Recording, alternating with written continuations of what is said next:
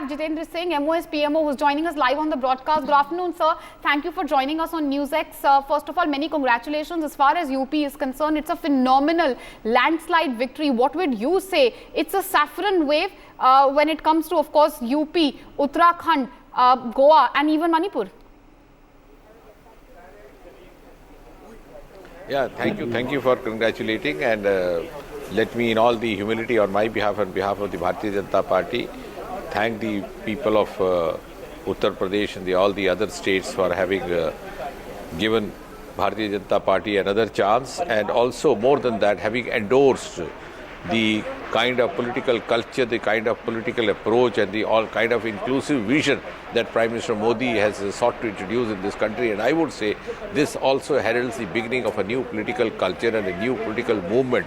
Gone are the times where, under the dominant role of Congress party in the political spectrum of India, elections were fought on the basis of caste, creed, religion, by dividing the society. So Modi ji has taught us and has vindicated that the elections can be fought by uniting the society in the name of development, in the name of providing convenience and ease of living to the deprived sections, in the name of empowering the weaker sections. Like, for example, in Uttar Pradesh, over 100 crore toilets were built, and mostly the benefit went to the women folk, regardless of whichever religion or caste they came from. And not only that, not only empowered them, gave them ease of living, but at the same time, the Shauchalayas were named Izzat Ghar. So it was Suraksha, it was Suvidha, it was Samman. And I said the other day also, while the campaign was going on in Uttar Pradesh, that a large number of women folk who may not be saying so today would, on the day of reckoning, on the day of polling, come forward and vote for us. Because Modi ji's clear-hearted approach to reach out to those who had not been reached out is actually going to get the endorsement from the people of this country. And that is precisely what has happened. Right. So you say that you have won on the development plan. There is no doubt that it looks like, analyzing the results till now, that the women folk in UP have voted for your party in large numbers, sir. But far as the opposition is concerned, they claim that you have won by polarizing, by speaking of 80-20, by speaking of Jinnah. What will you say to those allegations today? No, I think this is a healthy departure from the past, because over half a century or more, the Congress has sought to condition the Indian mindset with this divisive politics, which I would say was a legacy of the British rule, when you would rule by division, by dividing the society. Modi ji has now given us a new option, which has received endorsement across the country, north to south, east to west, up to northeast, that we are now a self-respecting, Atmanirbhar society. We deserve and we have the right to live a life of security, with ease of living, with respect. And that is what is being delivered by BJP under Prime Minister Modi. And sir, since you spoke of Northeast as well, I know that, as far as Northeastern regions and states are concerned, you've also been working very closely on the development plank which this government has undertaken. All the work which you had done clearly seems to have paid off today. Far as Manipur, BJP dominating the scene. Yeah, if you talk of Manipur, I would like to just take you back to the times before the last election, when there had been Congress rule for almost 15 years. There used to be blockades, road blockades stretched over months. And remember, if you can, even when the last election happened, assembly election happened, even during the election time, there was a road blockade going on. And we had said at that time that if BJP comes to power, we will be able to enforce the priorities which are being given out by the Modi government at the center. We would be able to translate the same kind of developmental and peace agenda in Manipur state, and that is precisely what happened. Within a month, the blockade was over, and all those elements which were creating hooliganism all along, or which had been actually encouraged to do so tactically, vanished away. They went into hiding. Manipur has become one of the most developing states in the northeast. And I tell you again, I have no hesitation to say, the credit single most credit goes to Prime Minister Modi. He has been so indulgent with Northeast. Even before the COVID set in, he had travelled more than 55 times to Northeast, more than the number of times all the past Prime Ministers put together. So it's been a tremendous amount of hard work, diligence and commitment which has resulted in this kind of outcome. Right. So as far as, of course, all these states are concerned, the BJP no doubt has done phenomenally well. But in Punjab, it is an Aam Aadmi Party tsunami. The Aam Aadmi Party now says that they are a formidable force to reckon with. Aam Aadmi Party says that they are going to be the main challenger against Prime Minister Narendra Modi very soon. How do you see the upcoming 2024 elections? Who do you see is going to stand against Prime Minister Narendra Modi?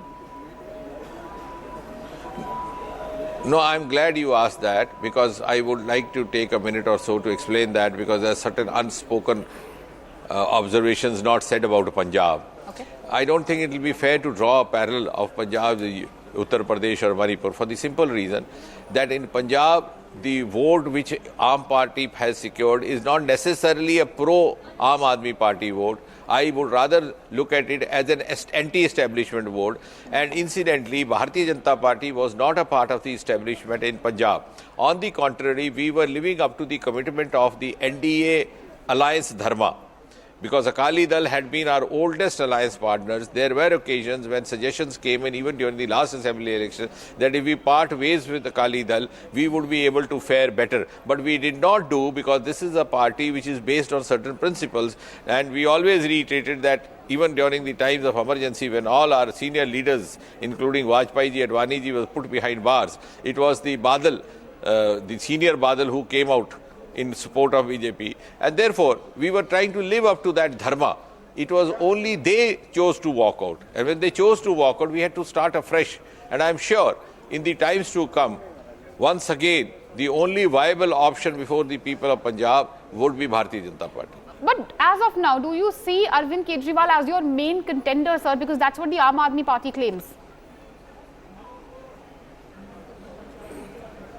Sorry, I couldn't get you. As of now, do you see Arvind Kejriwal as your main contender? Because the Aam Aadmi Party says that in 2024 or perhaps after that, it is going to be an election between Prime Minister Narendra Modi and Arvind Kejriwal. He is going to be the main contender. He is going to give you tough competition in the coming days. No, absolutely not. That is, I think, ridiculous to think like that, because as I said, and I would repeat, this vote is not in support of Aam Aadmi Party. This is an anti-establishment vote, which possibly has benefited Aam Aadmi Party by default. And we did not try to get into this game of maneuverability, politics of maneuverability, because we were trying to live up to the commitment of alliance, which possibly was not giving us the electoral benefit, but we were conscious of that, but we lived up to certain principles, and the alliance got broken when Akali Dal chose to walk out. All right, we'll have to really wait and watch what happens with the Aam Aadmi Party, sir. But just one more question before I let you go. Far as the Congress is concerned, looks like they have been completely decimated. It's a saffron wave in all states, except for, of course, for Punjab, sir. Do you think today, or would you say today, that the BJP is one step closer to its dream of a Congress Mukt Bharat in the 2024 elections? Do you see yourself fighting against a coalition or a rainbow of all these smaller parties, or do you still say till date that Congress is going to be your contender number one? No, I think I would put it this way, that Congress and its allies are still trying the tricks of the past, whereas the common man of India has moved on. And it is Prime Minister Modi who knows the aspiration, who feels the pulse of the aspirational Indian of today, of new India that he describes. And under Prime Minister Modi, Bharatiya Janata Party is trying to live up to the aspirations of the contemporary Indian, instead of trying to manipulate his psyche by the tricks that might have worked in favor of Congress Party, though with a vested interest in the early decades after independence. Well, certainly, sir. Far as the BJP is concerned, you've proved your mettle today. But just one more question. All the states have been called safely, but Goa is still, it's still not been called. You've still not reached the halfway mark. You're very close to it. What next in Goa? Are you confident of forming the government? Are you already in touch with any independent? What's the latest there, sir? No, we are not averse to in coming together with other like-minded groups, but nevertheless, I think this is too early to engage in that discussion. let the counting be complete, the results be out. All right, sir, we'll have to wait and watch what happens in Goa. But yes, as far as Uttar Pradesh, Uttarakhand and Manipur are concerned, certainly there is no doubt it is a saffron wave there. It is your day. Thank you for joining us on NewsX.